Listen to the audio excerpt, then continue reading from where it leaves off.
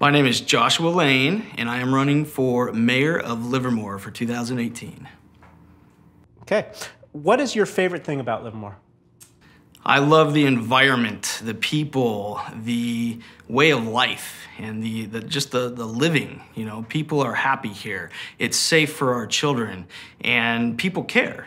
And that's what I love about this area. Okay. Why are you running for mayor?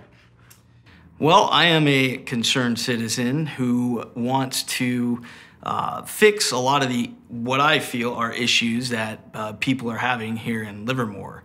And I think we need more government accountability. We need more people involved in government and transparency. I think we can do a lot of the old school methods in an innovative way that saves money. It also puts money in the right areas, and it makes people live better. So You said old school methods. What do you mean by that?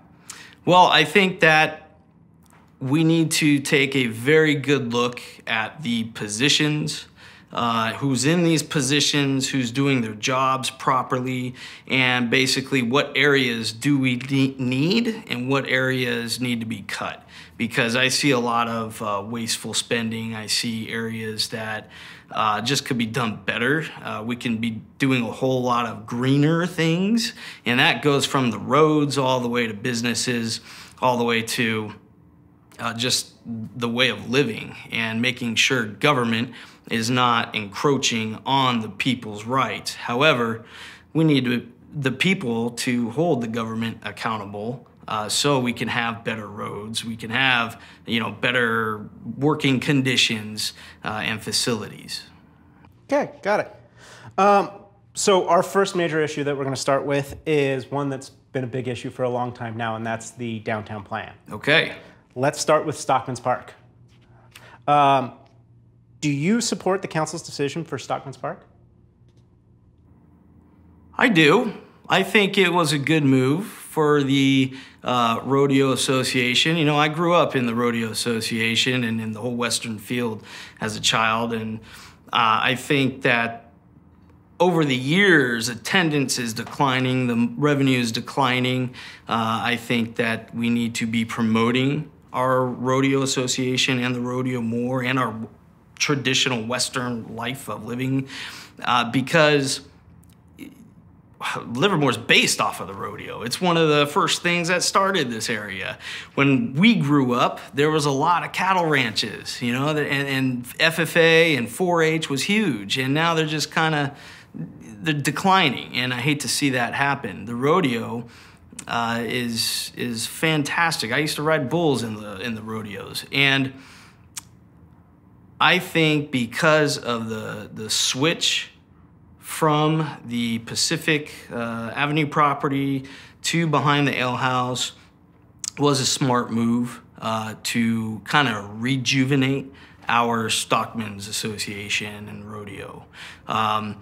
As far as some deep details, I only have heard hearsay on what really happened, but I'm definitely a promoter of our Rodeo Association, the Stockmen's Association, and the park. It's going to beautify that area, and that's what I want to see in that area is interaction, beautification, and just great living down there. We need to remember our history. We can only be better if we remember our history and rejuvenate it, because that's how we learn. Okay, got it. Let's move to the plan to put a hotel downtown.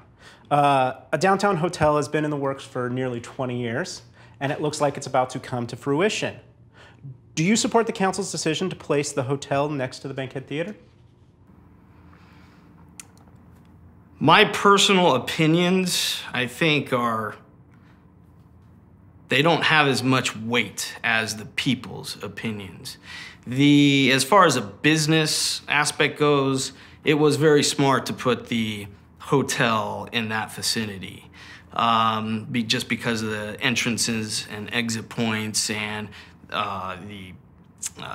it's like the heart right there. It's gonna be a pillar, a beacon, if you will. And if the people of the city of Livermore want the hotel there, then let's make it happen. But let's also make it happen with greener materials, innovative structure and architect, and many different things. You know, I think having the parking garage underneath the hotel is fantastic. I like how the semi trucks can get in and out easily to unload and load supplies. I personally don't have any issues with the hotel as long as it meets the wants and desires of the people of Livermore, not just the city council. So if elected, would you make any changes to the current plan to move the hotel, or would you let the current decision to leave the hotel on the east side of Livermore Avenue stay? I have not seen any evidence or enough evidence to move the hotel.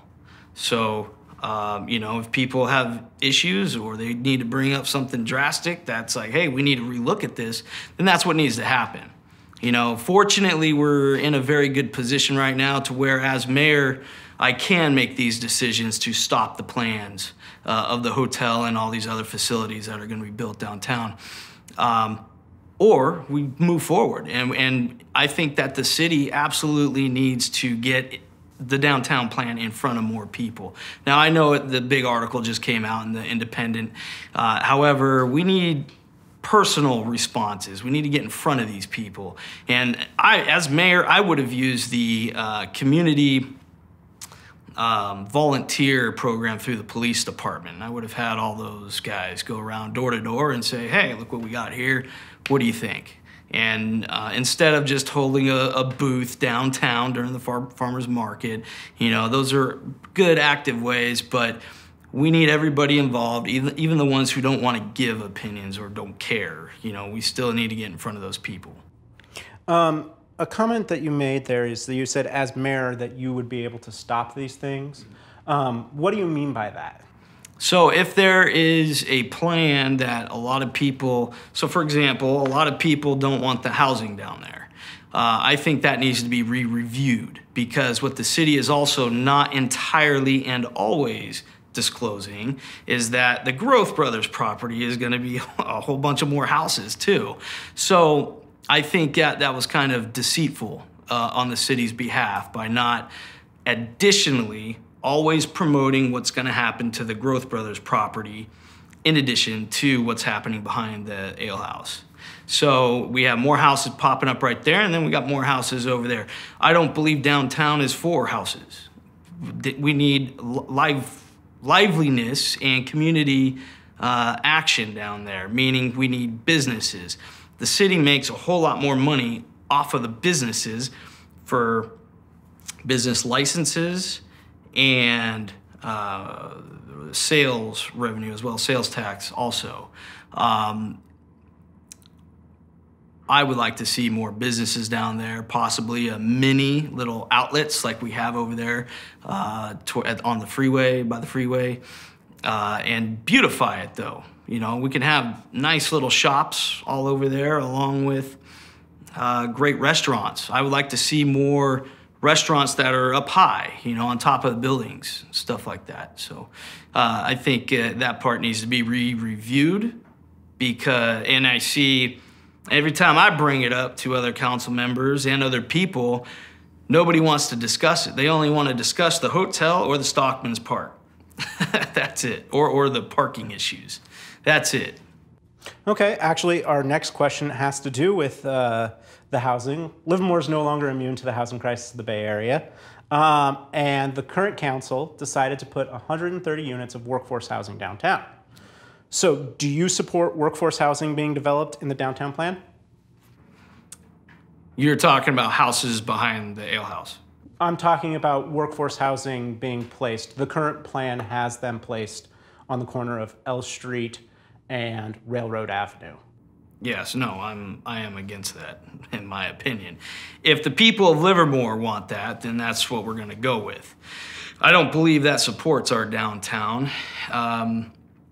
obviously the property taxes are nice from that, but the city makes more money with businesses being there rather than homes. Plus, we're kind of stuffing more homes into all the little areas, and in my opinion, not so much beautifying Livermore and the Livermore downtown.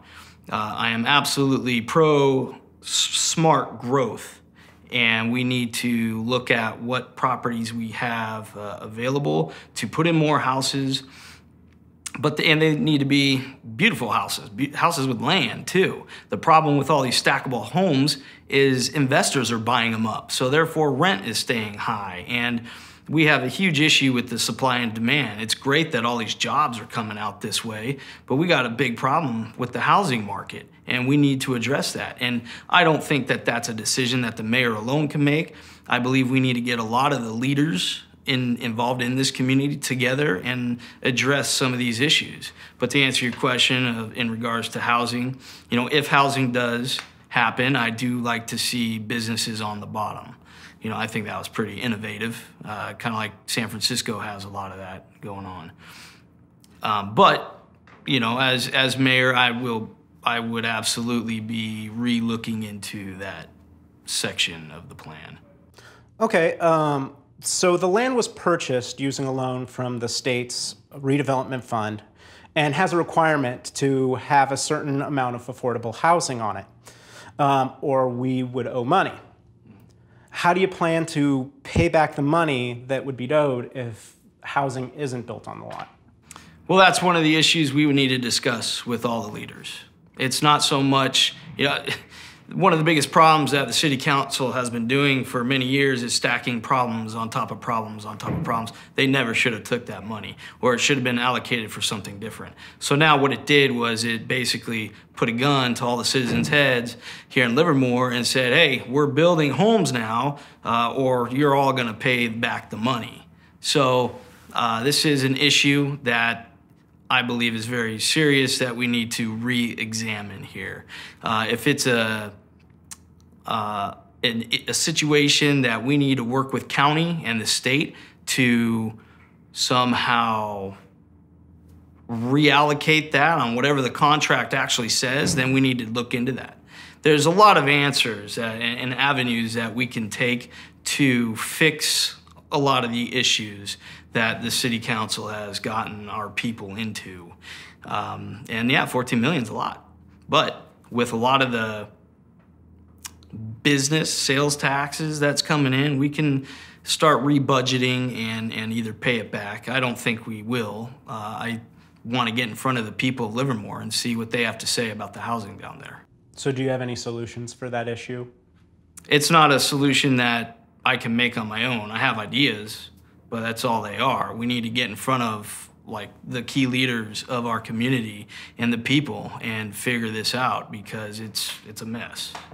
As mayor, you do present some ideas, so what are some of those ideas for this solution? Well, one of the ideas is building the housing, obviously to avoid the whole fiasco of the $14 million. The other issues is, as mayor right away, and I have been studying the budget, we will be looking at what other areas that we can cut, or I have come up with some pretty innovative ways to increase revenue for the city as a whole. That does not mean raising taxes at all. It's more kind of like fundraising stuff. Plus, there's other state and federal grants that we can get as well to cover those costs. But we need to work with the state and say, hey, look, we can't do this down here. Maybe the people of Livermore want this or they don't, but we need to change the wording on the contract if it comes down to we end up owing $14 million. I know a lot of people do want the housing down there. A lot of people think that by putting people down there, they're gonna go walk to all the restaurants and bars, and that's probably so, but we still will not make near enough money as we would by having businesses there. Okay. Parking was identified as a major issue, actually the most important issue in the citizens outreach process. Do you believe this plan has too many parking spots, too few, or just the right amount of parking spots?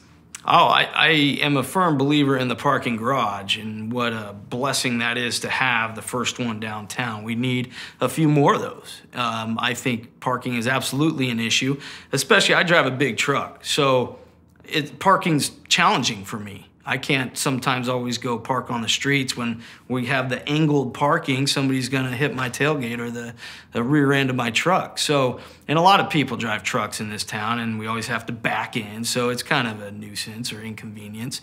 So we need more space, more wider lanes, you know, so we can open up our doors and not have to worry about hitting the car next to us, but we need more parking. And the parking garages are fantastic. But the current plan, do you believe that it has too much, too little, or just the right amount? I think we could use a little more. Okay. Possibly another floor to the current garages. You know, I don't know much about the load-bearing stuff, but that's something we can look into. Where would you locate this additional parking, and how would you handle the costs? Well, there's the property where the Culliganizings is. I know the city's been trying to grab that and build another garage. I think if we can properly negotiate with them, it's to my understanding, I believe it's the transmission shop that's there that doesn't want to move. And we need to just open up the avenues of communication with him and see if we can really settle with them and get that property and build the other section of the garage. Where the current entrance is to the parking garage we have now, it's a nuisance right there, and we need to bring the entrances on that side street. So I thought the Planning Commission did a very good job, and the engineers on creating that, assuming that that second garage will be there. And as far as raising revenue, I mean, again, our entire budget needs to be relooked at because the city can absolutely afford it if we stop spending useless money. So, and again, there's all kinds of other ways that we can do it. We can have a lot of the concrete, rebar, steel, paint, a lot of that can be donated also by local companies if we were to open the avenues of communications with these companies. I think that it'd be so cool to have several, like 20 companies donate and have their name put on a nice plaque on that garage saying, hey, these guys put their heart and soul and products into building this. So it's not, money's not an issue. You know, yeah, it needs to be gone after, and we need to look at it, and we need to know where every penny's going and where it's coming from, but it's out there. You know, we don't have to just raise money. We can work with the local companies. And I know for a fact, because I've already been out campaigning for these guys, their endorsements, that a lot of them are willing to donate. So, okay. What are some of the companies that have offered already? There's a handful, and my endorsement list will be coming out in about 2 weeks. Oh, okay. I wasn't talking about endorsements. I was talking about donating to, you know, something like a parking They're on the garage. list. They're on the list too. Okay. Our next big one issue that we're going to talk about is campaign finance. Mm-hmm. And during the last election, the last citywide election, when individuals were limited to $250 per candidate, political action committees spent upwards of $230,000, with most of that spent by a single group on negative ads. How do you plan to win this election? I believe getting in front of people, going door to door, handing out flyers and stickers, and talking to them about their issues with the city and what they feel are issues, and coming up with solutions. I already have the maps and the routes planned. I'm going to be going door to door, and I'm going to be also hitting key events like the farmers markets, along with the like Thirsty Thursday, stuff like that. Other, you know, wine and beer events that are happening all over the place. And I have already been getting out there as well. I definitely want to do more in the industrial areas too, to see what kind of warehouses are open for when I want to bring in new businesses. It would be very wise to bring in more tech businesses into this area so we alleviate some of the traffic on 580. You know, not every tech company has to be in Silicon Valley. You know, we have a lot of warehouses still available here in Livermore, and we got a lot of properties that can be built into warehouses. But how I'm going to win it is getting in front of people and talking to them about the issues here in Livermore. How much do you think you need to raise, and how do you plan on raising that? Well, we're going to budget for $50,000, and we're going to, right now it's self-funded by my own savings, and we will be asking people to donate. But I know that times are hard, and I don't like donating to politicians, so I don't blame them if they don't want to donate, and that's fine. There's other ways that we will seek to raise money, because we will be buying signs, yard signs, banners, and more stickers and flyers. You figured there's quite a few thousand homes here, so we need at least one for every home, and especially when I get out there and hit the ground, boots on the ground and door to door, and put a smile on and talking to these people and seeing what their problems are. See how the city can help beautify some of the areas too that in Livermore that need help. I know a lot of areas that there's trash everywhere, there's weeds everywhere. Maybe it's possible to put teams of volunteers together too and go take care of this stuff. That's actually one of my solutions for the homeless issue right now. But yeah, getting in front of people. Just getting the word out there. I know I'm on an uphill battle because Mr. John Marchand is a great mayor. He's a very nice guy. I've got no issues with him at all.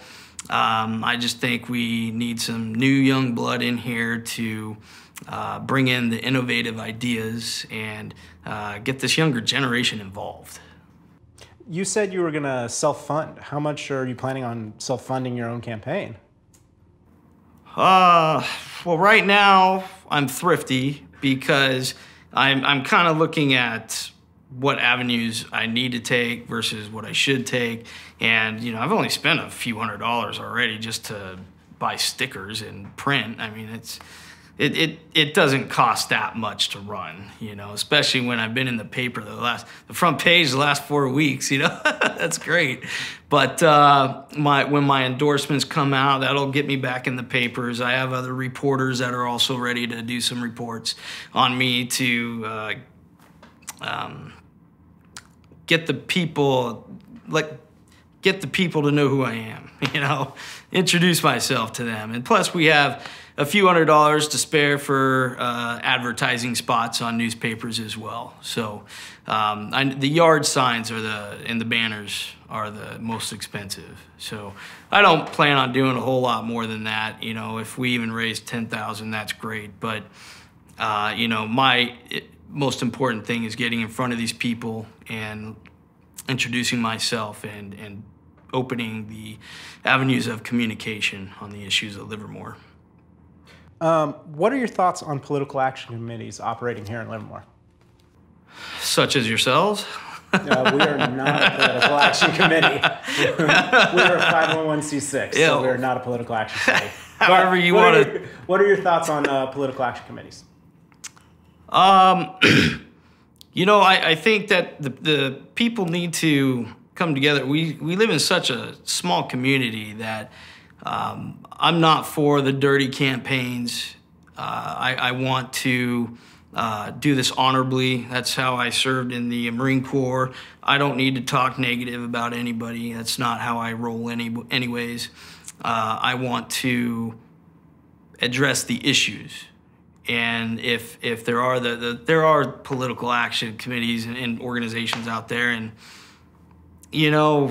somebody like me, I just kind of look the other way and talk to somebody who's actually interested in the issues going on in this city rather than finding the dirt, Will you condemn the efforts by PACs to run negative advertising against your opponents? Well, yeah, but what can I really do? I say, hey, don't do that. If they're going to do what they're going to do, I mean, if they want it that bad, then I don't care. I got no skeletons in the closet. If somebody wants to bring something up, then let's talk about it. But again, there are issues with this city that I know as a United States Marine and a leader of this community, a successful business owner, that I can handle the issues with this city and the people that are in it as well. So I do come with, you know, a backbone, and I can make decisions. So it's a matter of talking to the city council and making things happen and not letting things drag on. We need to get things accomplished. That downtown plan should have been done long ago. Last few questions. What are some of your ideas that we haven't talked? Let me rephrase that. What are some ideas that you have for the city that we haven't talked about? Well, I got quite a few good ones, but make sure John doesn't hear about this in case I lose and he steals my ideas, all right? So one of them is the city provides services, okay? One of the examples is we have the poop plant over there off of the Kitty Hawk, the Highway 84, and it needs maintenance. When things go bad, the city has to fork over the funds to fix those things because they're contracted and they bring the bill back to the city. I believe we should start working with other companies and get them involved, just like when I explained about the parking garage. If those businesses are willing to pay for the parts or the maintenance for these other services that the city puts on, then we should make a deal where whatever the cost of those services are, that will be waived on their future business licenses and taxes. So basically, it reduces the taxes. It also allows the city to keep the money that would have went to repairing those issues, like the roads and the sidewalks and pipes and all that kind of stuff. But I know a lot of electricians that'll donate their time, you know, to fix the street lights. And of course, the city just merely needs to act as a supervisor and let these companies fix these issues, and then they get it taken off their bill in the future. So I think I'm calling that the community initiative, and I have it detailed out on paper, and that will be released in a couple weeks also. The goal of it is to get businesses involved and to get the people involved here. We are such a small area that it would be very nice to have these businesses working with the city and the people rather than them trying to go out there and find their own work. You know, the city will be sponsoring these companies and advertising them, saying, you know, hey, John Doe over here just built all these pipes, you know, for us. That's awesome.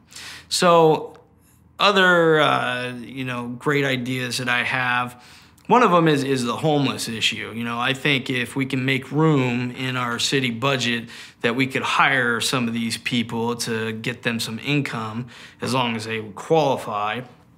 And we would be helping them to, with all the other services that are in the city, rather than, you know, not just food or showers or clothing, but hopefully try to get these people into homes. And we could be hiring the homeless people to go pick up the trash, keep the weeds down. We got fires every once in a while on Patterson Pass Road, along with over there under the freeway over there in that Walmart parking lot area. There's trash all over the place, you know, and they don't have to be full-time employees, but we're helping them. It's a step. It's just a great idea to look into. I would like to see Livermore go a lot more greener. There's actually some roads in India that are actually plastic. They took all of their recycles and they chopped it up, and there's some certain kind of glue and concrete stuff that they mix into this plastic, and the roads last almost 20 years longer. And instead of just scraping up the first 6 inches and putting a Band-Aid on it, I think we should be looking into greener roads and more solar. I know a lot of people complain about the windmills, so we have a lot of open land that we could put some solar farms on and start maybe being our own PG&E, if you will, and supplying power to some of these areas. You mean the city doing that? The city putting more solar panels down? Yeah. Okay. So, you know, there's all kinds of great ideas. You know, the city is a corporation. It is a business. It can raise money in other areas, not just keep taxing people. So I think Livermore should be leading the way with innovation. And we do already do that to a certain extent, but in my opinion, it's not good enough. We need to do more. Okay, our last question. I'm going to have you look directly into the camera because it's for the people of Livermore. Is there anything you would like to say to the citizens of Livermore? Okay, well, hey, fellow citizens of Livermore, my name's Josh Laine, running for mayor of Livermore. 2018, vote for me so we can bring in some new innovative ideas, government accountability, and make life better again. Thank you. Vote Josh Laine.